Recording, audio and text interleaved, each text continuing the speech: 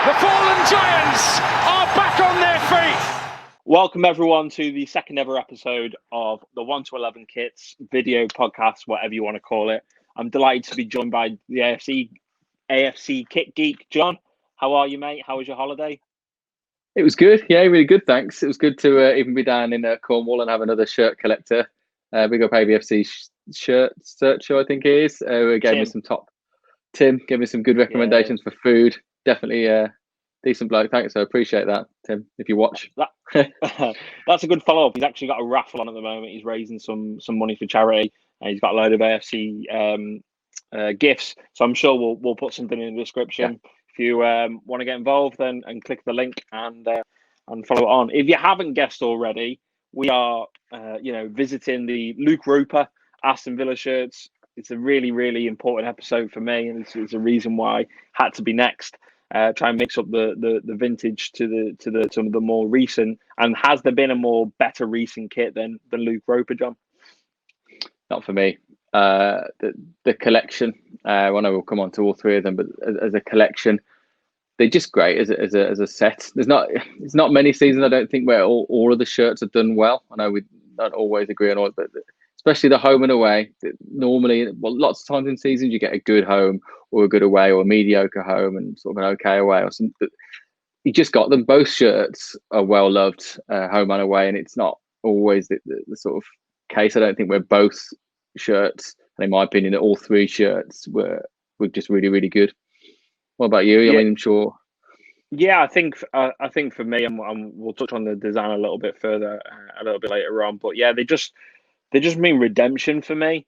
A lot of pain, a lot of anguish, a lot of frustration, and even during the season that we wore them, a lot of these feelings as well. But from being from the brink of existing, from losing the playoff final to potentially losing Jack Grealish, all the turmoil that was there in the summer when these shirts came out, to cabbages being thrown, to 12 months later, getting promoted. So I think I forget that stuff, actually. The fact that just before the summer, after the Fulham game, we were like, couldn't pay our tax bill. It's almost wiped from my memory when you look at where we are now, where we've come, and sort of the 10 winning game that we had through this. And I think I just forget actually how close we were to being in an absolute mess. I don't think we ever would have gone out of business, but there's definitely a chance of point deductions and all sorts of stuff. Yeah, I think you just forget it. You remember going all the way back to after that game. You lose the goalkeeper. He goes to West Brom. Snodgrass is not coming back. John Terry potentially would have carried on playing.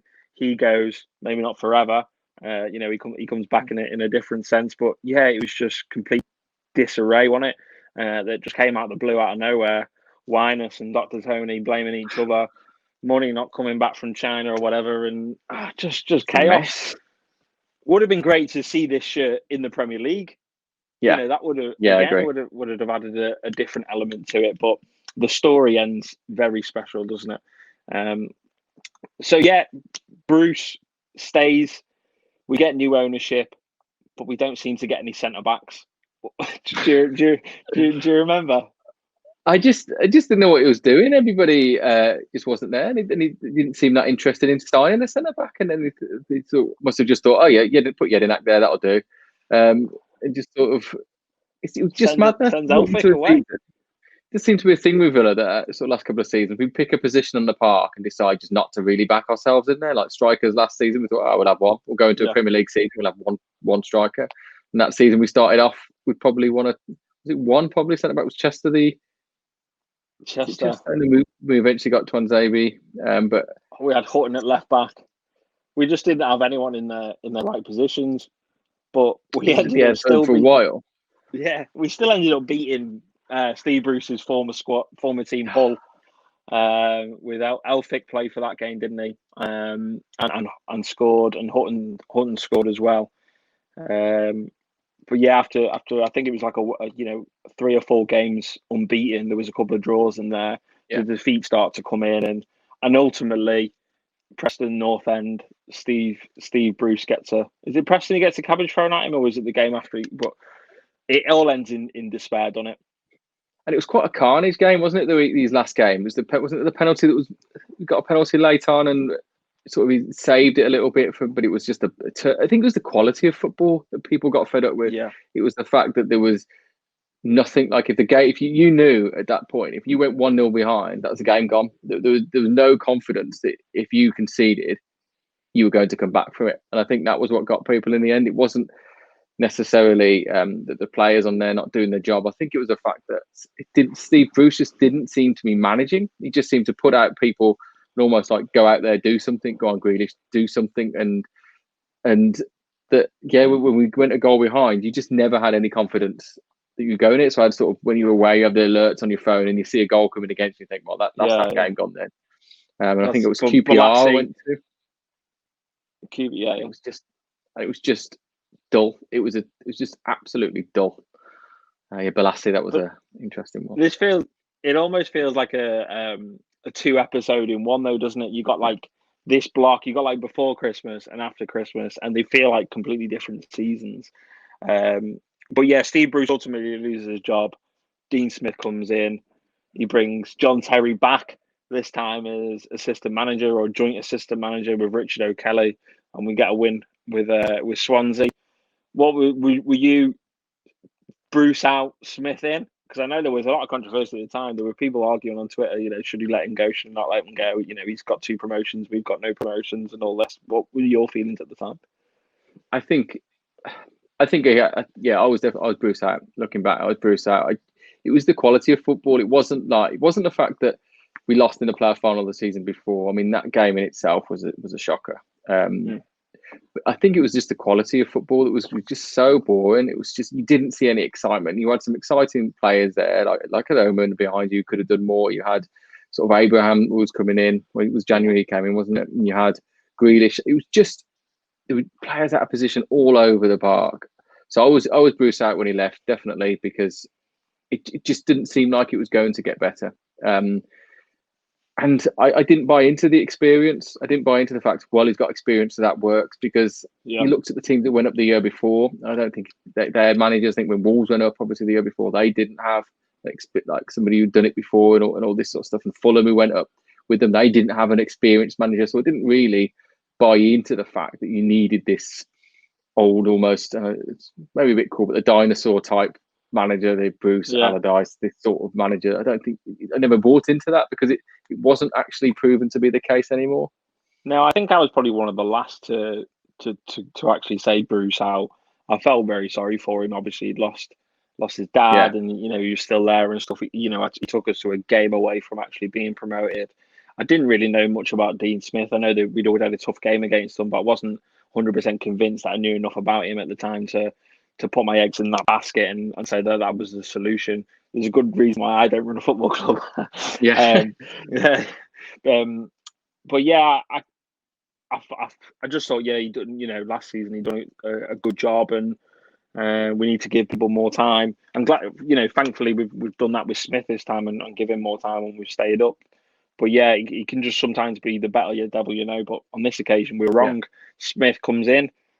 It takes a little bit of time. It takes really till January, doesn't it, to bring in some players. We see Tammy, who was there in from September, August, September. We had that. Is he going to go to Wolves on loan? Yeah. Is he going to leave and then go to Wolves? And Jack goes, no, I'm nearly fit. I'm nearly fit. Don't worry, we're going to get promoted. We had Mings come, which is massive. Jed Steer comes back from Charlton and gets in goal, and we just seem to sort everything out. And just crazy to think what could have happened at the start of the season if we'd done that. Could have been a lot more comfortable, couldn't it?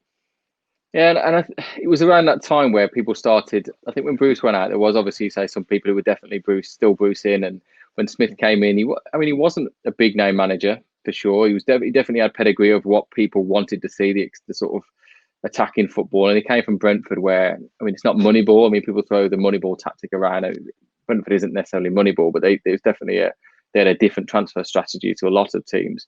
Like you said, we always went there and lost, but it seemed to sort of just reignite everybody as a fan base. So it seemed quite unified. There was a time under Bruce where it seemed that way, but it definitely seemed like a lot of togetherness was there at the club, and especially sort of Jack coming back and Mings again. We look back now and we're like, oh yeah, Mings is a colossus, but at the time it was a gamble because he'd had such a lot of injuries at Bournemouth, and he'd was right back as far as I remember. He definitely wasn't sort of their starting centre half, and I think he was playing a lot of right back, and was definitely what you'd class as having two serious injuries, not injury prone, but two serious injuries. So you didn't know what we were going to get, but it just brought a lot of togetherness, and we all know the story that Jed Steer ended up playing. But incredible.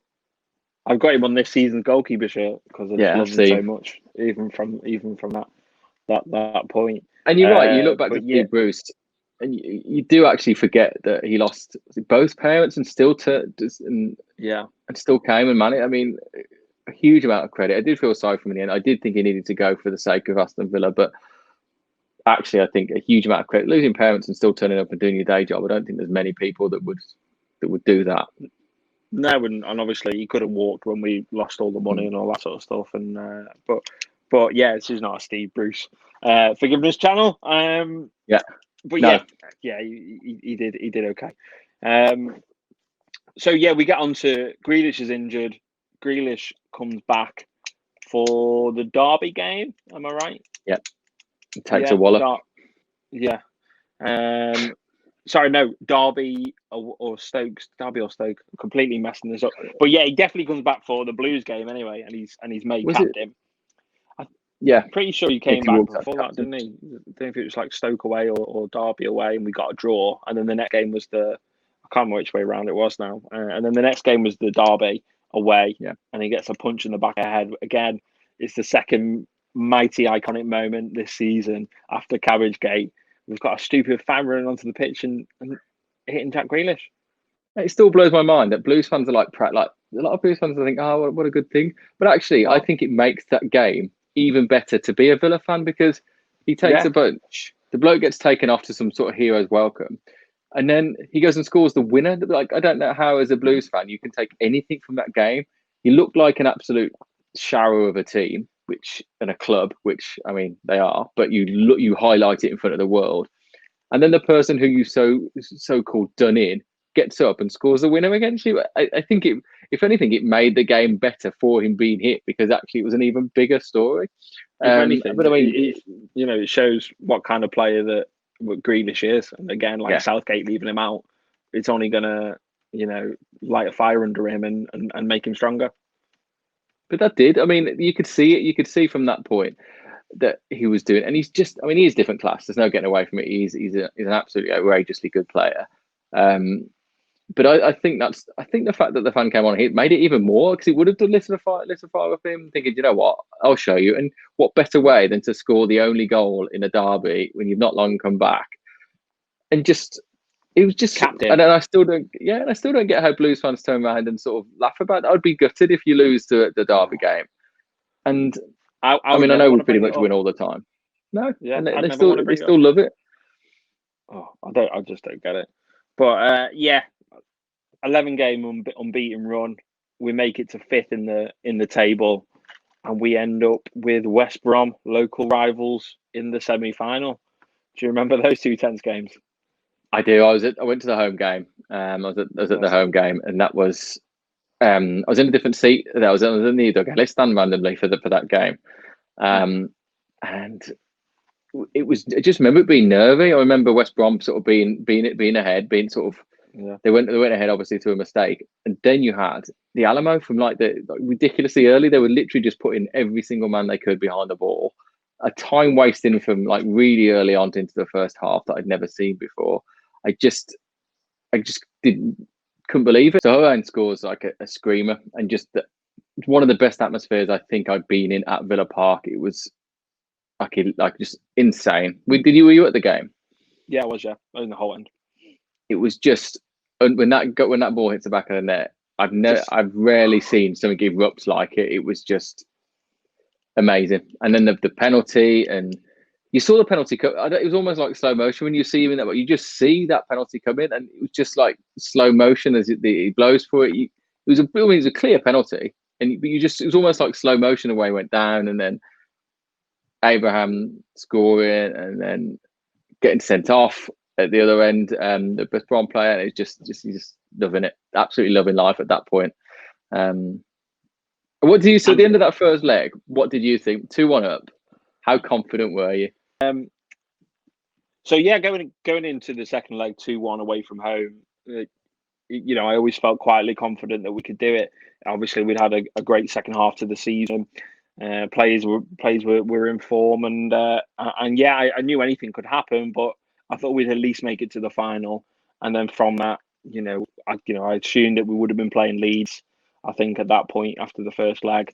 And then I thought I wasn't confident about playing Leeds. Let's be honest. After everything happened, they'd only just missed out, and they were on fire that season. And yeah, but luckily we ended up playing Derby, didn't we?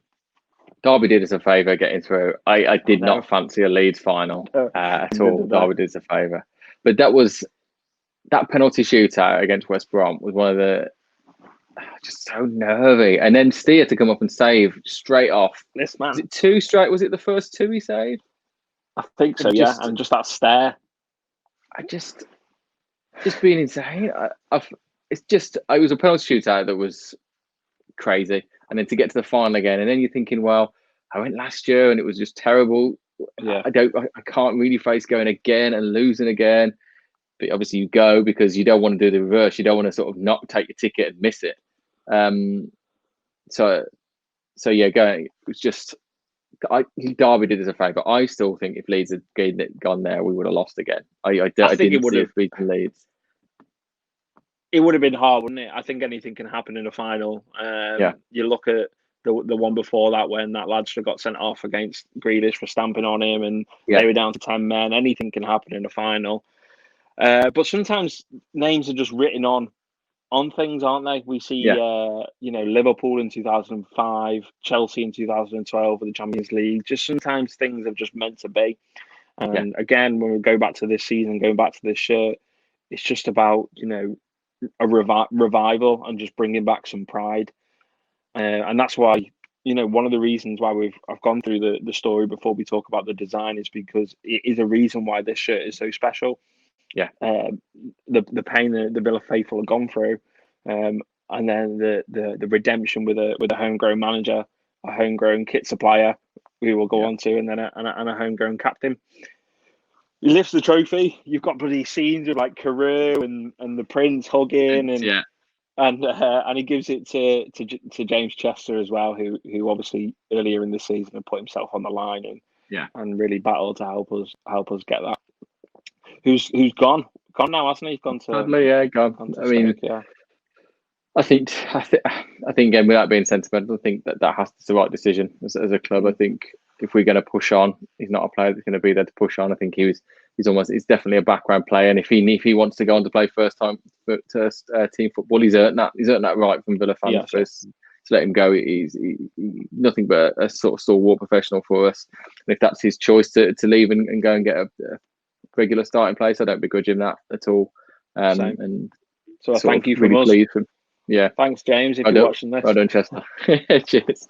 He won't be. Never mind. No, of course he won't be. All right, so we've lifted the trophy and we've been promoted, but yeah, Mings.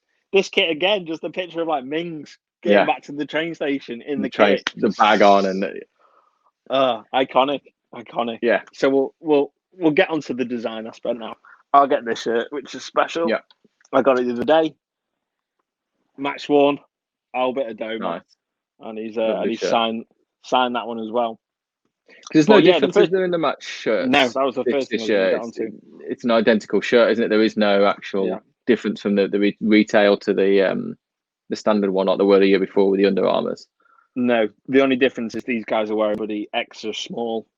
So if you got someone that's claiming to be a match worn, then they're only going to be tiny ones. I've tried this on, and it's really not appealing to look at. You don't fancy trying it for the video. Not type of a video. No. But yeah, there's no differences, as you alluded to before as well on another video. It's the first time with the rubberized badge. Yeah. What's your opinion? I love it. I love the shirt when it came out. Again, like we've discussed this at length. The design, don't get me wrong, the design's really nice. Having the Luke kit sponsor, you ask the question of would it still be as liked had it not been the season of the 10-game winning streak, the Grealish coming back, the playoff final, the Dean Smith, and I don't know. I really like the home shirt. I think of the three, this one is my favourite of the three. The away, the away is the favourite of the three, because it's just I just like it a lot. But it is that question of would these shirts still be that case had it been, for example, the season before with the loss in the final? Would people still clamber for them? I don't know. It's like with a lot of shirts, I suppose, that when you do something well in it, people want them more. You could ask that possibly about the Reebok shirt with the 96 one. Would people want that anywhere near as much as they do because we won stuff in it? You'll never know. The design's nice. We talked about it, the fact that it's an all claret pretty much. There's no blue sleeves, which is obviously pretty traditional. It's the white shorts, blue socks, wasn't it? That's how I pretty much remember it. You had claret shorts for the home, but I think there was a couple of occasions where we had like claret shorts with the home version as well. I'm sure we'll be able to. We had light blue shorts as well, didn't we? We had light blue shorts as well for the for the home shirt. But yeah, just iconic design. First time and only time that we ever have Luke Roper on a shirt.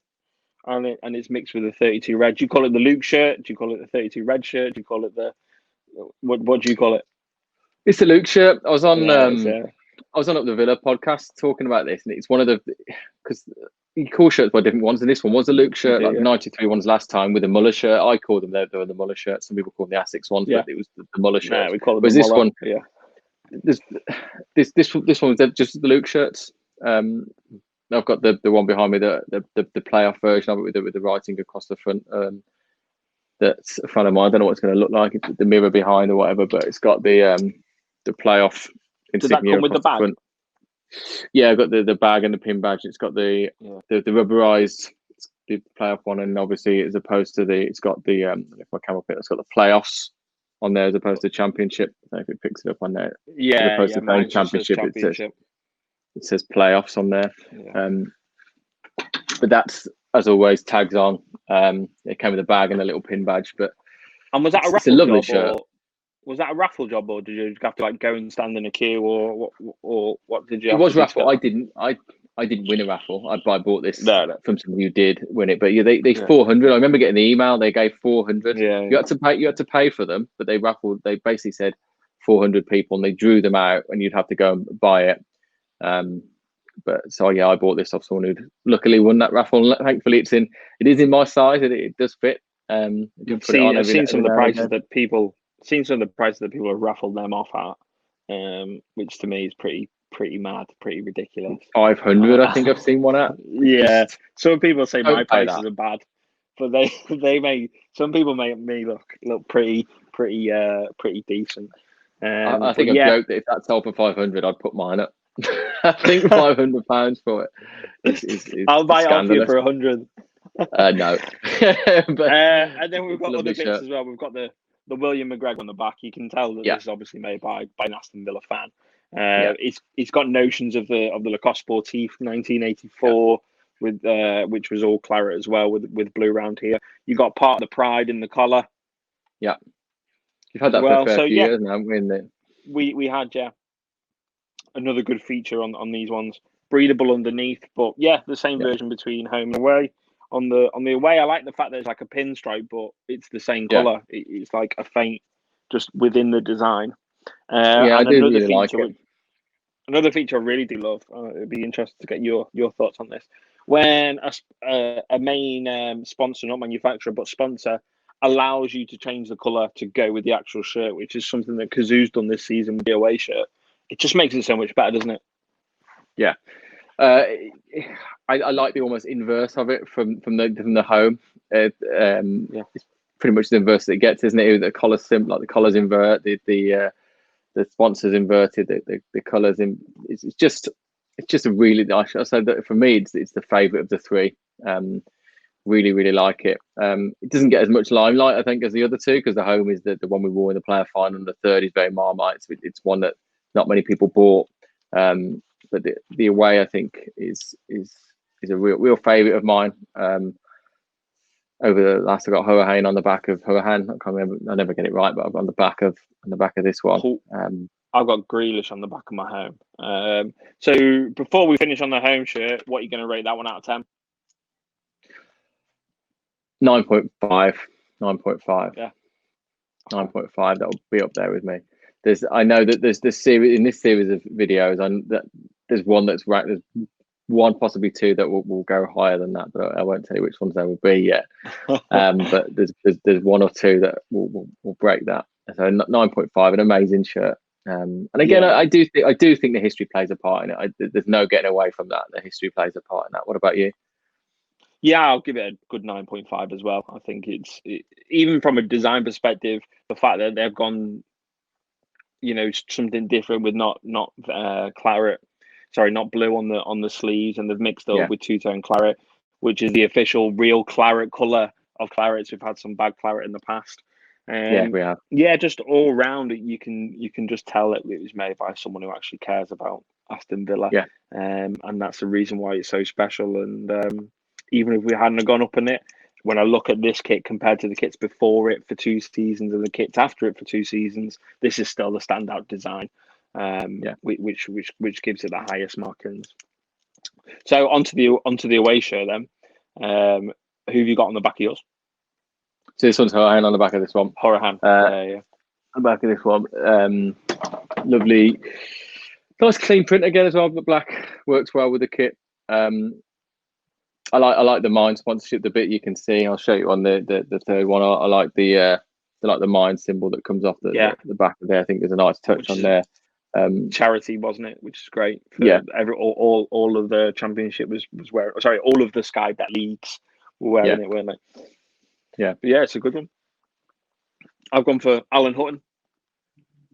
Is that based just purely that goal last season, the whole season, just 2 seasons? I mean, you can't put him as legendary status, but that goal is iconic, isn't it? As it goes. I mean, the good story about Hutton, I do like the Hutton story, that sort of being sent out on loan here, then everywhere, and coming back and fighting for it, and then being a really integral part of this team. He was definitely a really sort of integral part to it. Yeah, even the dressing room and everything, just a fighter, wasn't he? He was like we got a line on the badge, and it felt like he was, showing all that pride and passion.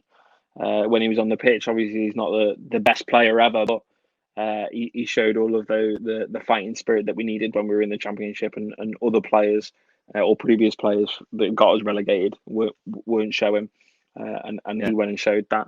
But yeah, it's a great design again. I'm going to give this one a 9 out of 10. Yeah, I'd be up there with 9. 9. I've said I like it more, but I think the player final puts the one slightly higher for me, so definitely a 9. Yeah, the bad thing about white shirts is obviously any stains or anything you get. That's the bad thing about white shirts. Stay away from the white shirts. And then we'll go on to the third shirt. That came out, I think it was wasn't right at the start of the season. I'm pretty sure it was like mid-season this one came out, around Christmas or January. Yeah. I don't know if you'll be able to correct me. It might be November, before the Christmas sort of sales. I remember there was a young lad and a young girl it was like streetwear-y sort of neon blue advertisement. You'll be able to find some pictures and pop them up as we talk. But yeah, this is the third. What do you make of this one, mate? I really like it. I've gone for as bold as you can on this one, because this was where he got his goal of the season, wasn't it? In this shirt. Yeah, it was. So that's on there. The Rotherham game. Yeah. Yeah, all those passes and going down to bloody 10 men. Just more iconic moments. It's got some good bars, hasn't it? I like this blue bit underneath the sleeves. It's I really like this shirt. I know it's definitely a Marmite shirt for a lot of people, but I like the fade from claret down to a sort of a purple at the bottom. It's just a bit different, isn't it? It's a bit different. Would you call that claret? I'd say it's like a fade from pink. Fade from pink. Compared to some of the clarets we have had, not far from the clarets we've had in the past. But I like the Luke Roper. Yeah. You just about to say the same thing. Luke Roper pink and the white badge is different. That's a good So point. I'm trying to think of how many different shirts we've had where the badge is actually different. I know we were at the 87 Hummel stands out the purple badge for me, but I'm not sure of any other I badges think where it's that's been probably a different badge. it's probably where he's probably got the inspiration from this, because I can't think of another kit that we've had sort of purpley colours in. No. And I know that he's very much into his retro designs and stuff like that. I remember seeing a Claret and Blue podcast where they design their own kits, and they got Luke to sort of rate them, and he was all about Matt's retro ones, similar to me and you. We'll have to get them on at some point if we can get them. But there's one big letdown for me with this kit. One massive one. It's the collar, mate. It's the collar. Come on, get the shirt up and look at it in the flash, and tell me you're not seeing what I'm seeing, which is one terrible little line of embroidery here. Yeah, I mean, you pointed out a lot, and I do see your point, but I just think that the difference of it makes it a nice shirt for me. I do like it. I know what you mean. That if you had this for this collar that's on the home and away on there, that might make it a shirt. It does almost. Now you pointed out, it does almost seem a little like unfinished, almost that it just does sort of missed off that little bit, and I got mine late. Maybe what I got mine late. I didn't buy it at the time. And I remember when I bought it and I got it, it's the first thing I saw, and I had to go and Google and double check that I hadn't actually the guy hadn't try and fixed it himself or something like that. Because that's just a big that's a big one for me. It needs a proper collar. If it had a collar that you could turn up, then these shirts would be 10 out of 10s. But it reminds me of the Rover Home 2002, 2003. Let me grab it. Yeah, I know what you mean on that shirt. Yeah, just reminds me of this, which is this is the worst collar in Aston Villa history, right there. I agree. I agree. I just think the rest of the shirt saves it for me. The rest of the shirt saves it. Yeah, maybe. I'm going to give this one a 7 out of 10. A 9 for me. I really like it. I really like the shirt. I won't be discouraged. Crucify me or crucify John. Let us know in the comments below. Whoever is right or wrong, I'll happily with this shirt be proved wrong. I think because it is so like or dislike, I think we'll have people on both sides. I think there doesn't seem to be a common theme. I think people like it, or there's definitely a split on that shirt.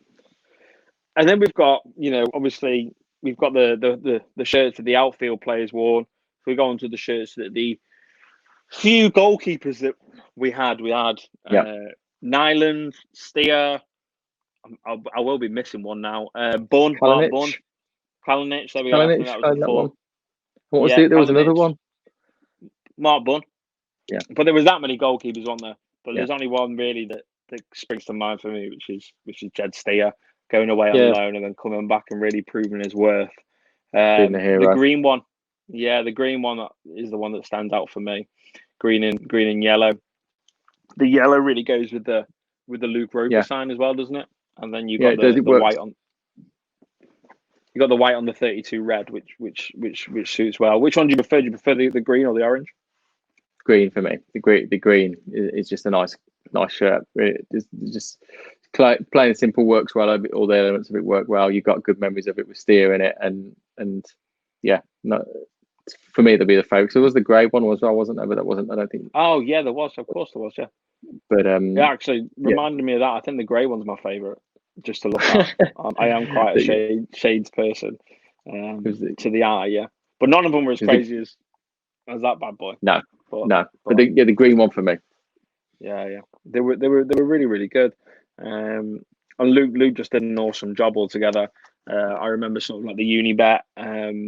Sorry, not the Unibet. The 32 red training gear as well and stuff like that, which was black and had the orange and claret. Which was good stuff. I think I had a pair of John Terry's trackies, which were like sort of neon blue, that have passed through my doors. And these shirts always go for a massive amount. I have seen one or two fakes, so always look out for the rubberized badge. Have you ever seen a fake of one of these? Yeah, the ones I've seen is one that's got the different badge. It's got the even not the rubberized one. It's like it's the wrong badge completely. It's the one from like a couple of years ago. It's the wrong badge. And I think the fake I've seen as well, the Luke badge is almost like flat printed on rather than sort of the better quality that this is. I think it's a bit flatter on there. Yeah, but, so be careful, yeah, guys, when you're looking out. And then how much should people be looking to pay if they want to try and find these sort of kits? They seem to go like almost for £100. Most of them I've seen go towards £90 to £100 for all of them. Yeah. I think I've seen sort of the third with printing go north of that. The home, obviously the one I've got over my shoulder be listed. I've never seen it sold, but be listed for a lot. But I would say towards about £100 at the moment, which is a lot for a 1-year-old shirt, 2-year-old shirt now. Yeah, usually, I get a lot of people DM me and ask for this particular shirt, and every time I get it, it sells in minutes. So I know I could probably sell it for more money than I do. But yeah, I always try and sell it for, if it's nameless, £80 to £85. If it's got a name on, add £10. If it's got the name and badges on, add 10, and then 5 for the badges. To buy badges as well, you can buy them online and probably iron them on. If you guys are interested in that, you can find them online. Just make sure you get the right season. Double check the season, because there is a few. I make sure you get the right. To them, aren't there? Yeah. So it should be championship, and then the yellow Sky Bet, big and quite chunky. I put these on myself. I just ironed these on. I didn't get them done at the time. And you can get name sets still as well online.